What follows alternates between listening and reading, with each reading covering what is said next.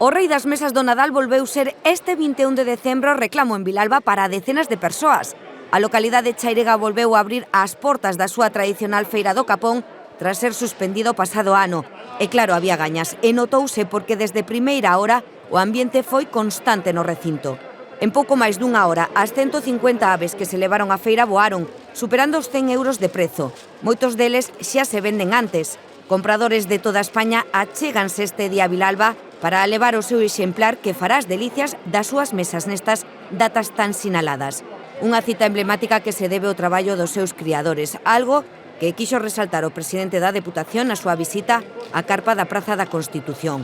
Son, dixo Tomé, os que representan o mellor das nosas tradicións e parte das fortalezas do noso futuro, xa que este é un sector estratégico para a nosa provincia e o noso rural.